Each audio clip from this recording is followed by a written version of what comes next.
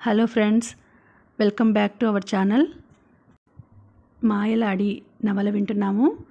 రచన శ్రీ విశ్వప్రసాద్ గారు. ఇక ఆలస్యం చేయకుండా మనం కథలోకి వెళ్ళిపోదాం.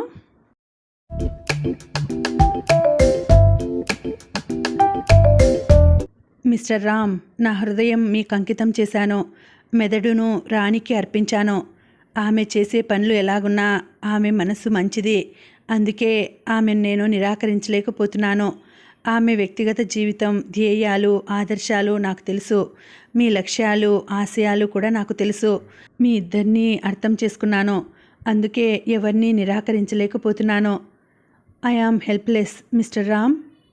ఇలా అంటూ ఉండగా ఆమె కళ్ళల్లోంచి కన్నీళ్లు రాలి అతని కాళ్ల మీద పడ్డాయి. ఆమె కన్నీరు చూసేసరికి అతని హృదయం కరిగిపోయింది.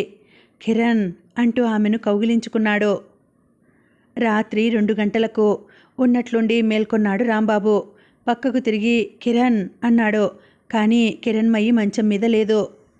రాంబాబు అటు ఇటు చూశాడు. అవతలి వైపు గది తలుపులు చేరవేసి ఉన్నాయి. అది ఆమె ఆఫీసు గది. ఆ గదిలోకెళ్ళాడు రాంబాబు. కానీ ఆమె అక్కడ కూడా లేదు. 10 నిమిషాల వరకు ఆ గదిలో నిశ్చలంగా నిలబడిపోయాడు రాంబాబు. సామాన్యంగా ఆమె తలుపు వేసుకొని వెళ్ళేది. కానీ ఆ రోజున ఎందుకు మర్చిపోయింది? అదిగాక అర్ధరాత్రిలో ఎక్కడికి వెళ్ళింది? 12 గంటల వరకు తనతోనే ఉంది. తర్వాత తను నిద్రపోయాడు. ఆమె ఏమైనట్లు? అతని మెదడులో రకరకాల ప్రశ్నలు కదలసాగాయి. ఆమె ఎప్పుడూ ఆఫీసు గదిలోంచే తన గదిలోకి వచ్చేది. ఆ గదికి ఈ గదికి మధ్య తలుపులున్నాయి. కానీ బయటకు వెళ్ళడానికి 2 గదులకు అటు ఇటు వేరే గుమ్మాలున్నాయి. అన్ని తలుపులు తోసి చూశాడు అతను. అన్నింటికి బయట గడియలున్నాయి. చాలాసేపటి వరకు ఆ గదిని పరీక్షిస్తూ నిలబడిపోయాడు. ప్రతి వస్తువును, ప్రతి స్థలాన్ని పరీక్షించిన అతని దృష్టి గోడ పైభాగాన ఉన్న వెంటిలేటర్ మీద నిలిచిపోయింది. కొంతసేపు దానికేసి పరిశీలనగా చూశాడు. తన కార్యక్రమానికి ఓ రూపాన్ని ఏర్పరచుకున్నాడు. వెంటనే ఓ డ్రాయర్ని దాని కింద భాగానికి చేర్చాడు. దానిమీద కుర్చీ వేశాడు. నెమ్మదిగా పైకెక్కి కుర్చీ చేతుల మీద నిలబడ్డాడు. వెంటిలేటర్కు ఉన్న ఇనుప కడ్డీని వంచి అద్దాన్ని బయటకు తీశాడు. చప్పుడు చేయకుండా కుర్చీ దిగి అద్దాన్ని డ్రాయర్ మీద పెట్టాడు. ఈసారి కిందనున్న స్టూలు కూడా అందుకుని కుర్చీ మీద వేశాడు. స్టూలు మీద నిలబడ్డాడు. వెంటిలేటర్ అతని ఎత్తుకు సరిగ్గా ఉంది. మడమలు పైకెత్తి వెంటిలేటర్లోంచి తొంగి చూశాడు. బయట నిశ్శబ్దంగా ఉంది. వెంటనే చేతులు వెంటిలేటర్ బయటకు పెట్టి గోడ పట్టుకున్నాడు. తల లోపలకు దూర్చాడు. తర్వాత బయట చేతులు పైకెత్తి వెంటిలేటర్కు ఉన్న ఇనుప కడ్డీని పట్టుకుని సున్నితంగా బయటకు పల్టీ కొట్టాడు. కానీ కిందనున్న పిల్లగోడ అతనికి అందలేదు. అది ఇంకా 7-8 అంగుళాల కింద ఉంది. రాంబాబుకు మతిపోయినట్లయింది. ఇనుప కడ్డీ పట్టుకొని వేలాడుతూనే చాలాసేపటి వరకు ఉండిపోయాడు. ఎంత సాగినా పిల్లగోడ అందడం లేదు. దానిమీద కాలు మోపకుండా దుమికితే జారి కింద పడిపోతాడు. ఉన్నట్లుండి రాంబాబుకు ఓ ఆలోచన తట్టింది. ఓ చేత్తో కడ్డీ గట్టిగా పట్టుకున్నాడు. రెండో చేత్తో ప్యాంటు మీద ఉన్న బెల్ట్ తీసి కడ్డీకి 2 సార్లు చుట్టాడు. తర్వాత ఆ బెల్ట్ పట్టుకుని నెమ్మదిగా జారుతూ పిల్లగోడ మీద కాలు మోపాడు. ఓ మారు గట్టిగా ఊపిరి పీల్చుకున్నాడు. 2 గజాలు ముందుకు వెళ్ళి నీళ్ల గొట్టం దగ్గర ఆగాడు. గొట్టం పట్టుకొని మెల్లగా 6 గజాలు కిందికి జారాడు. మరికొంచెం జారాలని చేతులు వదులుచేసి అంతలోనే మళ్ళీ గట్టిగా పట్టుకున్నాడు. అతని దృష్టి పక్కనున్న వెంటిలేటర్లోంచి మరో గదిలోకి ప్రవేశించింది. లోపల తాళ్లతో కట్టబడి మంచం మీద పడుకుని ఉన్నారు భగవాన్. వెంటనే పిడికిలి బిగించి అద్దం మీద గుద్దాడు. ఆ రంగుళం దళసరిగల అద్దం భళ్ళున బద్దలైంది. ఆ చప్పుడుకు భగవాన్ లేచారు. ఎవరు అన్నారు. నేనే. రామ్ ఆశ్చర్యంగా ప్రశ్నించారు భగవాన్. ఎస్, నేనే అని వెంటిలేటర్ మీద కూర్చుని కిందకు తొంగి చూశాడు. భూమి మీద గాజు పెంకులు చిందరవందరగా పడి ఉన్నాయి. అక్కడి నుంచి దుమికితే వాటి మీదే పడతాడు. రాంబాబు పరిస్థితిని గమనించారు భగవాన్. రామ్, నువ్వు అక్కడే ఉండు, దిగనక్కర్లేదు, నేనే పైకి వస్తాను అన్నారు. ఎలా వస్తారు? మీ కాళ్లకు చేతులకు బంధాలు ఉన్నాయి అన్నాడు రాంబాబు. భగవాన్ ఏమీ మాట్లాడలేదు. మంచం మీద నుంచి కిందకు దుమికారు. దేకుతూ మెల్లగా గాజు పెంకుల దగ్గరికెళ్లారు. పెద్ద గాజు ముక్కను ఆధారంగా చేసుకుని చేతి తాళ్లను కోయసాగారు. 10 నిమిషాలు ప్రయత్నించగా ఓ కట్టు తెగిపోయింది. మరో 10 నిమిషాలకు చేతికి కట్టిన తాళ్లన్నీ ఊడిపోయాయి. సూదిగా ఉన్న ఓ గాజు ముక్కను తీసుకుని కాళ్ల బంధాల్ని కోసి నిటారుగా నిలబడ్డారు భగవాన్. ఆ డ్రాయర్ మీద కుర్చీ వేసుకుని ఎక్కండి, నేను చేతులు అందిస్తాను అన్నాడు రాంబాబు ఉత్సాహంగా. డ్రాయర్ మీద కుర్చీ సర్ది దానిమీద ఎక్కారు భగవాన్. రామ్, నువ్వు ముందు అవతలకు దిగు, చేతులు లోపలికి అందివు. వాటిని ఆధారం చేసుకొని పైకి వచ్చి నేను వెంటిలేటర్ మీద కూర్చుంటాను అన్నారు. అవతలి వైపుకు దిగాడు రాంబాబు. నీటి గొట్టాన్ని ఆధారం చేసుకుని చేతులు లోపలకు పెట్టాడు. అతని చేతులు పట్టుకుని పైకి వచ్చి వెంటిలేటర్ మీద కూర్చున్నాడు భగవాన్. తర్వాత ఇద్దరూ నీటి గొట్టం ద్వారా కిందికి దిగారు. భగవాన్, రాంబాబులు హోటల్ తాజ్మహల్కు వచ్చారు. మేడ ఎక్కి 3వ అంతస్తులో చివరి గది దగ్గర ఆగారు. గదికి తాళం వేసి ఉంది. తాళం తీయమంటారా? వద్దు, దానికి కరెంటు ఉంది. గ్లోవ్స్ లేకుండా దాన్ని ముట్టుకోవడం ప్రమాదం అన్నారు భగవాన్. ఇంతలో విమానం ఎగురుతున్న శబ్దం వినిపించింది. రాంబాబు, భగవాన్ వరండాలోకి వచ్చి పైకి చూశారు. అది విమానం కాదు, హెలికాప్టర్ అన్నాడు రాంబాబు. ఎవరిది? చండీది కావచ్చు. ఆమెది కాకపోతే అది మనదే అన్నారు భగవాన్. మనదా? రాంబాబు ప్రశ్నించాడు. అవును, మనం ఆర్డర్ చేసిన హెలికాప్టర్ వచ్చి ఉండొచ్చు. భగవాన్ ఈ మాటలు అంటూ ఉండగా హెలికాప్టర్ కిందకు దిగి 3వ అంతస్తు పైభాగం మీద నిలబడింది. భగవాన్, రాంబాబులు ఆలోచిస్తూ కొన్ని క్షణాలు మౌనంగా ఉండిపోయారు. అదే సమయంలో పైనుంచి ఎవరో తబాలున కిందకు దుమికారు. ఆశ్చర్యంగా ఆ వ్యక్తి వంక చూసి మణి అన్నారు భగవాన్. మై గుడ్ గాడ్, మీరేనా? భగవాన్ని, రాంబాబును చూసి సంతోషంగా అంది మణి. ఏమిటి సాహసం? మందలింపుగా అన్నారు భగవాన్. తర్వాత చెబుతాను, ముందు గదిలోకి పదండి అని గబగబా గదివైపు నడిచింది. తాళం తీసి లోపలికెళ్ళి కరెంటు ఆఫ్ చేసింది మణి. రాంబాబు, భగవాన్ కూడా గదిలోకి వచ్చి కూర్చున్నారు. చండీ ఆచూకీ తెలిసింది. ఆమెను, ఆమె ముఠాను ఇవాళ సాయంకాలం బంధిస్తాను ఉత్సాహంతో చెప్పి చటుక్కున ఆగిపోయింది మణి. ఏం ఆగిపోయావు? చెప్పు అన్నారు భగవాన్. ఆమె విషయం సరే, మీరు రాంబాబు ఇన్ని రోజులు ఏం చేస్తున్నారు అంది మణి. సరిత రూపంలో వచ్చి చండీ తనను మోసగించి బంధించిన వివరాలన్నీ చెప్పాడు రాంబాబు. తర్వాత ఎలా తప్పించుకుని వచ్చినది వివరించాడు. కానీ కిరణ్మయి విషయాన్ని గోప్యంగా ఉంచాడు. అన్ని సంగతులు చెప్పి మద్రాసులో సుందర్లాల్ కూతురు సుజాత నకిలీ చండీలా వ్యవహరించి మనకు పట్టుబడింది. ఇక్కడ అసలు చండీ సరిత అనే పేరు పెట్టుకుని మనల్ని మోసగించింది అన్నాడు. నో, ఇక్కడ నిజంగా రాంప్రసాద్ కుమార్తె సరిత ఉంది. కానీ ప్రస్తుతం ఆమె చండీ ఆధీనంలో బందీగా ఉంది అని మణి అంతవరకు జరిగిన సంఘటనల్ని రాంబాబుకు, భగవాన్కు చెప్పింది. చండీని, ఆమె ముఠాను బంధించడానికి తను చేసిన ఏర్పాట్లు వివరించింది. ఇహ భగవాన్ వంతు వచ్చింది. మేం లేకపోయినా తెగించి చాలా సాహసాలు చేశావు. నీ ధైర్యాన్ని అభినందిస్తున్నాను అన్నారు. మణి ముఖం సిగ్గుతో ఎర్రబడింది. ఇంతకు మీ సంగతి చెప్పరేం అంది. ఆ రోజు 4 గంటలకు బయలుదేరి ట్యాక్సీలో కాచిగూడ స్టేషన్కు వెళ్ళాను. రాంబాబు అక్కడ లేడు. Charminar, Golconda, Gandipet, Himayat Nagar, Falaknuma, public gardens, university, central library, ఆసుపత్రి, బేగంపేట విమానాశ్రయం, రేస్ కోర్సు, సాలార్జింగ్ మ్యూజియం మొదలైన స్థలాలన్నీ చూశాను. Hotel Ridge, Dwarka, New Vasant Vihar, Everest, Welcome, Modern Cafe, The New Taj Mahal మొదలైన హోటళ్ళన్నీ వెతికాను. Ajanta, Plaza, Dreamland, Paramount, Deepak Mahal, Dilshad, Liberty, Noble, Prabhat, Palace Talkies, ఇంకా మరికొన్ని థియేటర్స్ చూశాను. కానీ రాంబాబు ఎక్కడా కనిపించలేదు. దాదాపు 11 గంటలైంది. ట్యాక్సీ వాడు విసిగెత్తిపోయాడు. అతనికి డబ్బిచ్చి నేను పబ్లిక్ గార్డెన్స్ దగ్గర నిలబడ్డాను. కొంతసేపటికి ఓ కుర్రాడు వచ్చి ఉత్తరం సార్ అన్నాడు. ఎవరిచ్చారు అడిగాను. ఎవరో రాంబాబట. ఎక్కడున్నాడు? అదిగో ఆ వెళ్లే కారులో ఉన్నారు. నేను కాగితం వంక చూశాను. అందులో ఒకే ఒక వాక్యం ఉంది. నెంబర్ లేని కారును వెంబడించండి, మీ రామ్. రాత చాలా గజిబిజిగా ఉంది.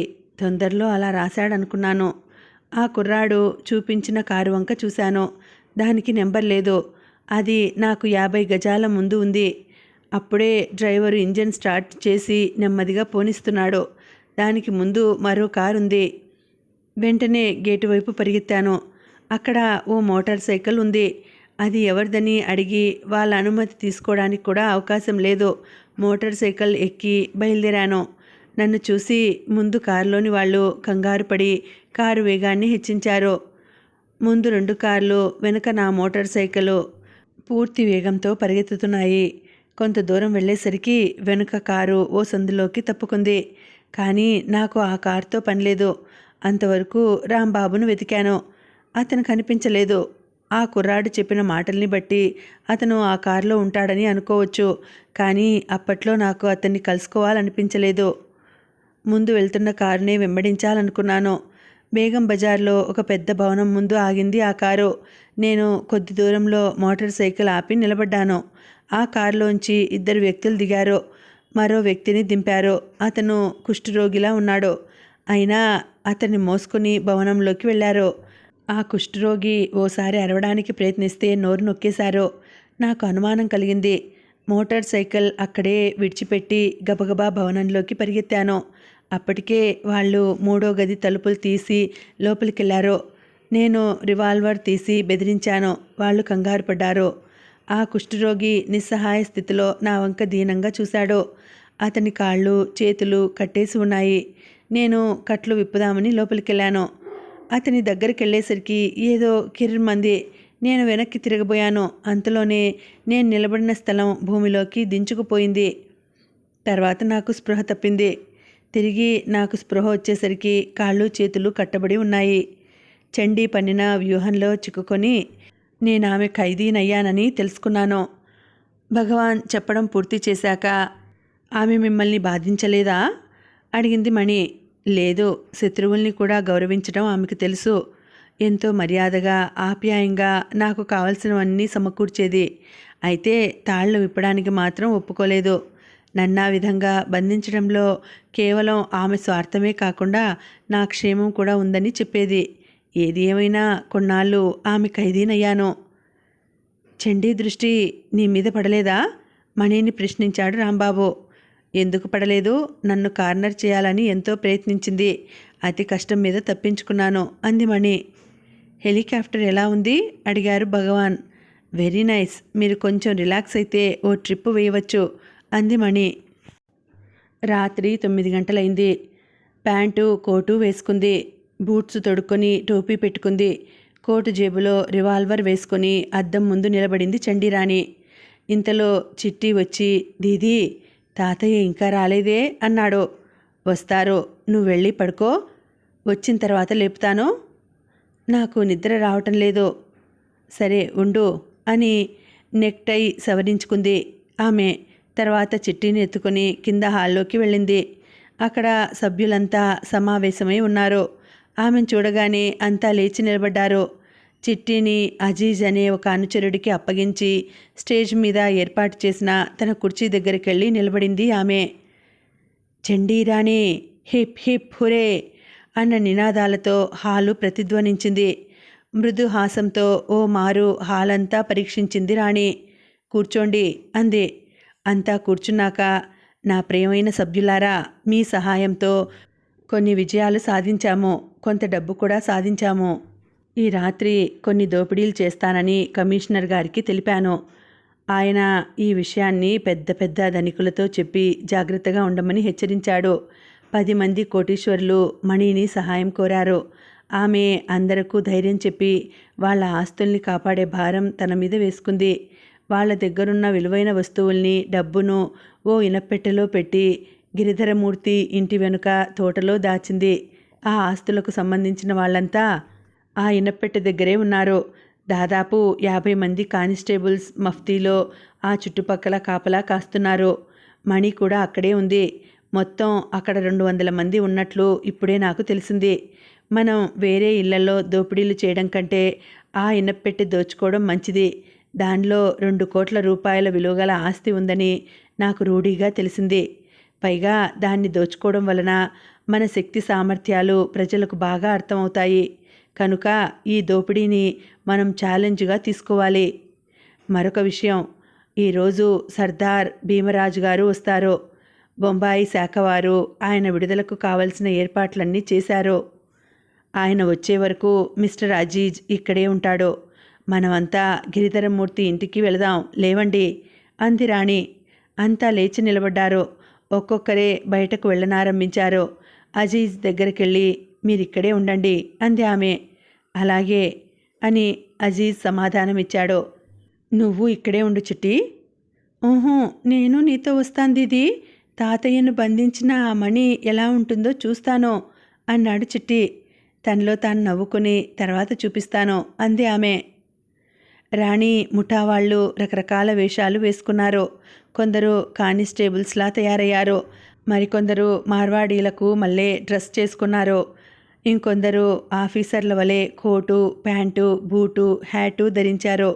ముస్లిం యువతిలా అలంకరించుకుని తల మీద ముసుగు వేసుకుంది రాణి. రాత్రి 12 గంటలైంది. ముఠా సభ్యులు ఒక్కొక్కరు గిరిధరమూర్తి ఇంటి వెనుక తోటలో ప్రవేశించారు. అక్కడ ఉన్నవాళ్ళు ఓ మారు వీరి వంక చూసి ఊరుకున్నారు. ఇంతలో రాణి కూడా వచ్చింది. గిరిధరమూర్తి ఆమె దగ్గరకు వచ్చి ఏం కావాలి మీకు అన్నాడు. శ్రీమతి మణి భగవాన్ గారు ఉన్నారా? బయటకెళ్లారు, వస్తారు, కూర్చోండి అన్నాడు గిరిధరమూర్తి. ఇనపెట్టెకు దగ్గరలో కూర్చుంది ఆమె. 5 నిమిషాలు నిశ్శబ్దంగా గడిచిపోయింది. ఇంతలో గిరిధరమూర్తి ఇంట్లో ఏదో పెద్ద శబ్దమైంది. అక్కడున్న వారంతా ఉలిక్కిపడి అటు ఇటు పరిగెత్తనారంభించారు. గుండె ధైర్యం గల గిరిధరమూర్తి గతుక్కుమన్నాడు. అదే సమయంలో ఇంటికి 4 వైపులా ధన్ ధన్ ధన్ ధన్ మంటూ 4 బాంబులు పేలాయి. మఫ్టీలోనున్న కానిస్టేబుల్స్ గబగబా పిస్టల్స్ తీసి పరిగెత్తారు. రాణి ముఠా వాళ్ళు 4 వైపులా తిరగసాగారు. కానీ రాణి మాత్రం అక్కడే కూర్చుంది. ఇంతలో మళ్ళీ బాంబులు పేలాయి. దట్టమైన పొగ తోట చుట్టూ అలుముకుంది. ముందుకెళ్లడానికి ఎవరూ సాహసించలేకపోతున్నారు. కానిస్టేబుల్స్ కూడా తోట చుట్టూ ఓ మారు పరిగెత్తి నిలబడిపోయారు. వారిలో 4-5 దెబ్బలు తగిలి పడిపోయారు. మళ్ళీ ధన్ ధన్ అని బాంబుల శబ్దం వినిపించింది. ఈసారి పొగ మరీ దట్టంగా అలుముకుంది. ఇనపెట్టె చుట్టూ ఉన్న కోటీశ్వరులు దగ్గసాగారు. కొన్ని క్షణాల్లో 4 వైపుల నుంచి పిస్టల్ గుళ్ళు వచ్చి అక్కడ ఉన్న ఎలక్ట్రిక్ దీపాలను బద్దలు కొట్టాయి. చూస్తూ ఉండగానే చీకటితోనూ పొగతోనూ ఆ ప్రదేశం అంతా కప్పుకుపోయింది. కోటీశ్వరులు సొమ్మసిల్లి పడిపోయారు. కానిస్టేబుల్స్, రాణి ముఠా వాళ్ళు తప్ప మిగిలిన వారంతా ఆ పొగకు ఉక్కిరిబిక్కిరవుతూ అటూ ఇటూ పరిగెత్తసాగారు. ఓ మారు అటూ ఇటూ చూసింది రాణి. చీకటి వలన ఎవరెవరు ఎక్కడ ఉన్నారో తెలియడం లేదు. అయినా తన సభ్యులు తప్ప మిగిలిన వాళ్ళు స్పృహలో ఉండరని నిర్ధారణ చేసుకుంది. నెమ్మదిగా లేచి ఇనపట్టి దగ్గరికెళ్ళింది. మొల్లోంచి పెద్ద తాళపు చెవుల గుత్తి తీసింది. ఓ తాళం ఇనపెట్టెకు తగిలించింది. హ్యాండిల్ మీద చెయ్యి వేసింది. అంతే. మరుక్షణంలోనే ఇనపెట్టెలోంచి 2 కడ్డీలు పైకి వచ్చి ఆమె మణికట్టును చుట్టుకున్నాయి. తన చెయ్యి లాగాలని ప్రయత్నించింది ఆమె. కానీ వాచి బెల్టుకు మళ్ళీ ఇనుప కడ్డీలు ఆమె మణికట్టుకు బిగుసుకుపోయాయి. జేబులోంచి రివాల్వర్ తీసి ఇనపెట్టెకి హోల్కు గురి చూసి 2 సార్లు పేల్చింది. ప్రయోజనం లేకపోయింది. తాళం తిప్పింది, మళ్ళీ తిప్పింది. ఎన్ని విధాల ప్రయత్నించినా లాభం లేకపోయింది. చివరకు విసుగెత్తి జేబులోని విజిల్ తీసి గట్టిగా ఊదింది రాణి. తోటకు కొంచెం దూరంలో ఓ బ్యాటరీ లైటు వెలిగింది. ఆ కాంతిని చూసి ఎవరో వస్తున్నట్లు ఊహించుకుంది రాణి. మళ్ళీ ఓ మారు తప్పించుకోవాలని ప్రయత్నించింది. బలాన్నంతా ఉపయోగించిన బంధం నుండి విముక్తి పొందలేకపోయింది. ఓ స్త్రీ బ్యాటరీ లైటు పట్టుకుని వస్తున్నట్లు గమనించింది రాణి.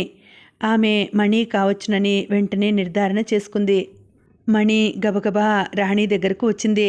బ్యాటరీ లైటు ఆమె ముఖం మీద వేసి ఓ ఆటంబాంబా అంది హేళనగా. మణి కేసి చురచురా చూసింది రాణి. ఏమిటి మోసం అంది. పకపక నవ్వింది మణి. మోసమా? నీ నోటి నుంచి ఆ మాట వింటుంటే వింతగా ఉంది అంది. మణి వంక కోపంగా చూస్తూ మళ్ళీ విజిల్ ఊదింది రాణి.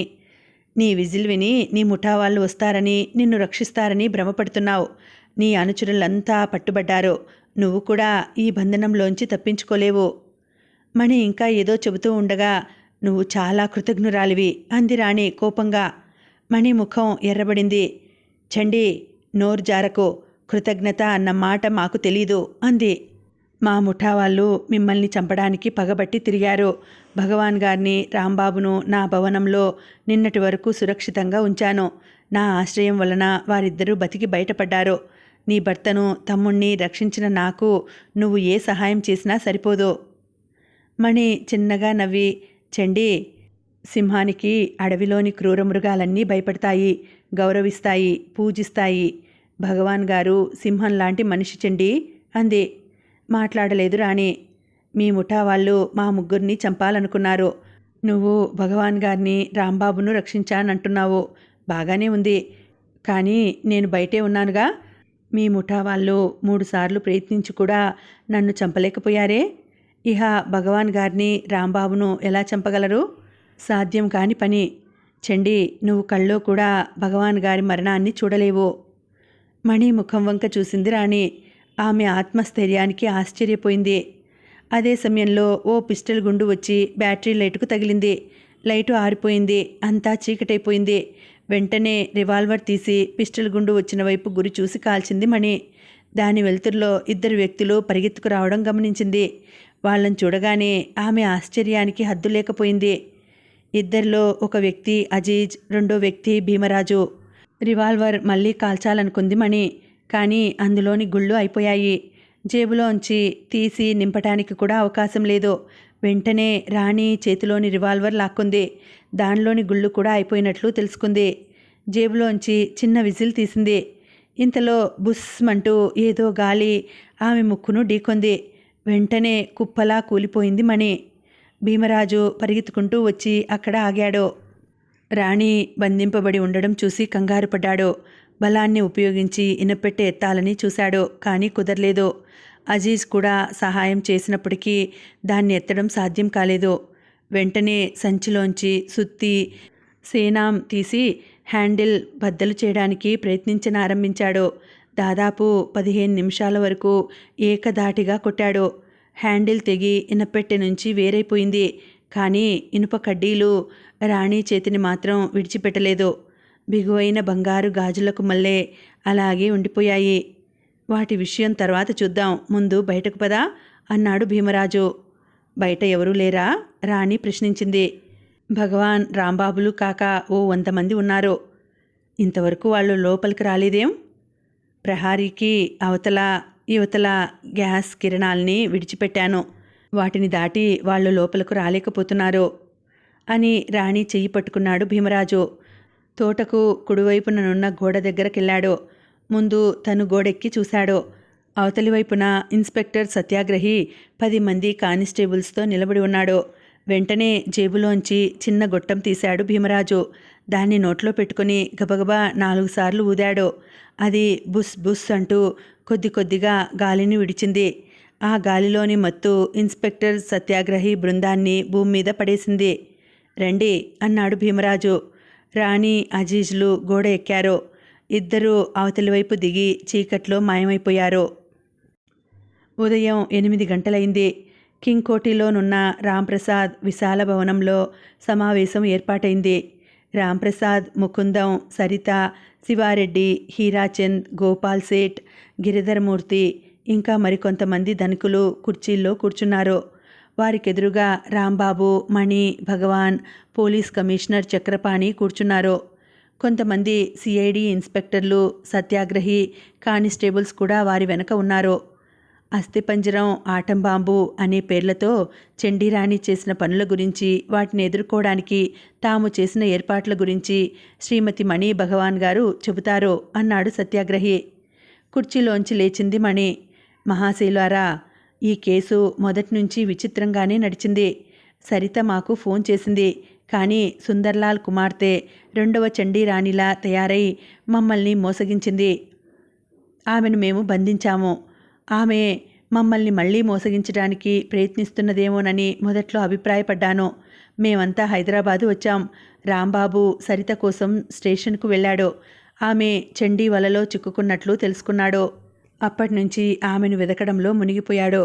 భగవాన్ గారు చండీ బలాన్ని, ఆమె రహస్యాన్ని తెలుసుకోవడంలో నిమగ్నులయ్యారు. ఇహ నేను మిగిలాను అని కొన్ని క్షణాలు ఊరుకొని మళ్ళీ ప్రారంభించింది మణి. ముకుందం గారిని, రాంప్రసాద్ గారిని కలుసుకున్నాక నాకొక ఆలోచన స్ఫురించింది. అస్థిపంజరం రాగానే రాంప్రసాద్ గారి వంటి బొమ్మను చూపించాను. దాన్ని మాట్లాడించాను. అస్థిపంజరం అంటే చండి ఆటోమేటిక్ పిస్టల్తో ఆ బొమ్మను కాల్చింది. రాంప్రసాద్ గారి కుమారుడు అమెరికా నుండి వస్తూ బొంబాయిలో కొంతసేపు ఆగాడు. అక్కడి నుంచి 2 స్నేహితులతో వచ్చాడు అని తెలియగానే అతన్ని చూడాలని బయలుదేరాను. కానీ అదే సమయంలో నన్ను చంపడానికి ప్రయత్నించారు. వెంటనే రాంప్రసాద్ గారి అసలు కుమారుడు రాలేదని, బొంబాయిలో చండీ ముఠా వాళ్ళు అతన్ని బంధించి అతని వేషంలో మరొకరు వచ్చారని ఊహించాను.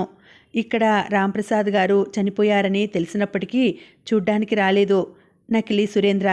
పైగా అదే రోజున ఆస్తి అమ్మడానికి సిద్ధమయ్యాడు. తన చెల్లెలు సరిత గురించి నిర్లక్ష్యంగా మాట్లాడాడు. అతని మాటల తీరు, ప్రవర్తన, పరిస్థితులు చూడగానే నా అనుమానం దృఢపడిపోయింది. సురేంద్ర వేషంలో ఉన్న వ్యక్తి చండీ ముఠాకు సంబంధించిన వాడని నిశ్చయించుకున్నాను. రాంప్రసాద్ చనిపోయాడని మేము ఆంధ్రావనిలో వేసిన ప్రకటన చూసి చండీ పౌరుషంతో తను చంపలేదని తెలియపరిచింది. అంతలోనే రాంప్రసాద్ చనిపోయినట్లు ప్రచారం జరిగితేనే ఎవరైనా ఆస్తి కొనడానికి వస్తారని భావించి తనే చంపినట్లు మళ్ళీ కమిషనర్ గారికి తెలిపింది. ఒకరోజున నేను ట్యాక్సీలో వెళ్తుండగా లాల్ బజార్ దాటాక పక్కదారికి తీసుకెళ్ళి 5 మైళ్ళు ముందుకు తీసుకువెళితే నాకు 5,000 రూపాయలు వస్తాయన్నాడు డ్రైవరు. అక్కడి నుంచి 5 మైళ్ళు వెళితే బోలారం దగ్గర ఒక భవనం ఉంది. అది చండీ ముఠాకు సంబంధించిన భవనమని నేను ఊహించుకున్నాను. అప్పటినుంచి నా దృష్టి 2 భవనాల మీద కేంద్రీకృతమైంది. మొదటిది పాన్ బజార్లో రాంప్రసాద్ గారు కట్టించిన భవనం, రెండవది బోలారం దగ్గర భవనం. తర్వాత నిన్న భగవాన్ గారు, రాంబాబు తమ పరిశోధన ముగించి హోటల్కు వచ్చారు. బేగం బజార్లో చండీ తన నివాసాన్ని ఏర్పరచుకున్నట్లు చెప్పారు. అప్పటికే నేనొక ప్లాన్ వేసి ఉంచాను. ఇంతలో చండీ కొంతమంది ధనికుల ఇళ్లలో దోపిడీ చేయదలుచుకున్నట్లు కమిషనర్ గారికి ఉత్తరం రాసింది. వెంటనే ప్రత్యేకంగా ఓ ఇనుప్పెట్టెను తయారు చేయించాను. చండీ వచ్చింది. బాంబుల వర్షం కురిపించింది. చివరకు ఇనప్పెట్టె తెరవబోయింది. ఆమె చెయ్యి ఇనపెట్టెకు ఏర్పాటు చేసిన ఇనుప కడ్డీల్లో చిక్కుకుపోయింది. కానీ ఆమె మళ్ళీ మన చెయ్యి జారిపోయింది. సో సారీ అని వివరించి కూర్చుంది మణి. ఆమె చాలా విషయాలు మరుగుపరిచిందని, కొన్ని తారుమారు చేసి చెప్పిందని, కొన్నింటిని కల్పించిందని కమిషనర్ తెలుసుకున్నాడు. తర్వాత ఈ విషయంలో శ్రీమతి మణి భగవాన్ గారు చాలా సాహసాన్ని చూపించారు. ఎంతో ప్రతిభావంతంగా అపరాధుల్ని పట్టుకోవడానికి ప్రయత్నించారు. వారు చెప్పినట్లు పాన్ బజార్లోని నకిలీ సురేంద్ర మీద, బోలారం భవనం మీద, బేగం బజార్లోని చండీ భవనం మీద దృష్టి వేసి ఉంచాము. చండీరాణి రాత్రి తన ముఠాతో సహా ఇనపెట్టె దగ్గరకు వచ్చింది. అదే సమయంలో మేము ఆ 3 భవనాలు స్వాధీనపరుచుకున్నాం. ఇనపెట్టె దగ్గర మణిగారు వేసిన వ్యూహంలో చండీ ముఠా వాళ్ళంతా చిక్కుకున్నారు. ఈ కేసులో మేము అన్ని విధాలా విజయాన్ని పొందాము. కానీ చివర్లో భీమరాజు వచ్చి గ్యాస్ విడిచి చండీరాణితో పాటు తన ముఠా వాళ్ళనందరినీ తీసుకువెళ్ళేవాడు. కానీ ఎక్కడికక్కడే వాళ్ళను భూమిలోకి దించేశాము. అంచేత అతను వారి జాడ తెలుసుకోలేకపోయాడు అన్నాడు. భూమిలో ఎలా దించారు? రాంప్రసాద్ ప్రశ్నించాడు. గిరిధరమూర్తి గారి తోటలో చిన్న చిన్న గోతులు తవ్వి చెక్కలు వేశాము. చెక్క మీద కాలు వేస్తే లోపలకు దిగబడుతుంది. మనిషి కిందకు దిగబడగానే మళ్ళీ చెక్క మామూలుగా మూసుకుంటుంది. ఈ వ్యూహంలోనే చండీరాణి ముఠా వాళ్ళంతా చిక్కుకున్నారు అన్నాడు కమిషనర్. కొంతసేపు అంతా నిశ్శబ్దంగా కూర్చున్నారు. తర్వాత కమిషనర్ కోరిక మీద భగవాన్ లేచి ఇలా అన్నారు. ఈ కేసుకు సంబంధించిన పేరు ప్రతిష్టలన్నీ మణికే లభించాలి. ఆమె మొదటి నుంచి చివరి వరకు ధైర్యంగా ప్లాన్ చేసింది. మంచి ఫలితాన్ని కూడా పొందగలిగింది. బోలారం భవనంలో బంధింపబడిన సరితను విడిపించింది. నకిలీ సురేంద్రను, వినోద్ను, పూర్ణయ్యను, సిన్హాను బంధించి 3 భవనాలు పోలీసు వారికి అప్పగించింది. ముఖ్యంగా శివారెడ్డి, హీరాచంద్, శ్యామ్లాల్, గోపాల్ సేఠ్ మొదలైన వారి ఆస్తి బేగం బజార్లోని చండీరాణి భవనంలో ఉండటం, అది మనకు దొరకడం మణి చేసిన పరిశోధనకు తార్కాణం. మేము పోలీస్ డిపార్ట్మెంట్ వారు అన్ని విధాలా విజయాన్ని పొందాము. పోతే భీమరాజు జైల్లోంచి తప్పించుకొని రావడం మరో ప్రమాదాన్ని, సంచలనాన్ని లేవదీస్తుంది. అతను ఊరికే ఉండడు. అతను చండీరాణి కలిసి మళ్ళీ ఏవేవో పథకాలు వేస్తారు. అయినా నా సర్వశక్తుల్ని వినియోగించి వాళ్ళిద్దరి ఆటలు కట్టిస్తాను. ఆయన మాటలు విని అంతా చప్పట్లు కొట్టారు. తర్వాత హీరాచంద్, శ్యామ్లాల్, శివారెడ్డి మొదలైన వారు తమ తమ ధన్యవాదాలు తెలిపారు. భగవాన్, మణి, రాంబాబుల దగ్గర సెలవు తీసుకొని వెళ్ళిపోయారు. భగవాన్ గారు, ఇంతకు మా సురేంద్ర ఏమైనట్లు? రాంప్రసాద్ అడిగాడు. అతను బొంబాయిలోనే ఉంటాడు. భగవాన్ సమాధానం ఇచ్చారు. వెళ్ళి చూద్దామా? మీరు రావద్దు, మేం వెళతాం. బొంబాయిలో అతను ఏ పరిస్థితుల్లో ఉన్నది తెలుసుకొని మీకు చెబుతాము. తర్వాత అవసరమైతే మీరు రావచ్చు అంది మణి. ఇంతలో పోలీస్ కమిషనర్ భగవాన్ దగ్గరకు వచ్చి, మిస్టర్ భగవాన్, భీమరాజు జైల్లోంచి తప్పించుకోవడం చాలా ఆశ్చర్యంగా ఉంది. రాజమండ్రి నుండి ఇక్కడికే పారిపోయి వచ్చాడు కనుక అతన్ని వెదికే బాధ్యత నా మీద వేస్తారు. మొదటి నుంచి భీమరాజు గురించి మీకు బాగా తెలుసు కనుక అతని కేసు విషయంలో మీ సహాయం తీసుకుంటానని మా పై అధికారులకు విన్నవించుకుంటాను. మీరు అంగీకరించాలి అన్నాడు. ఓకే, దుష్ట శిక్షణకు, శిష్ట సంరక్షణకు మేము సిద్ధమే అన్నారు భగవాన్ శాంత గంభీరంగా. కథ కొనసాగుతుంది. మళ్ళీ వచ్చే వీడియోలో కలుసుకుంటానండి. అంతవరకు సెలవు. నమస్తే.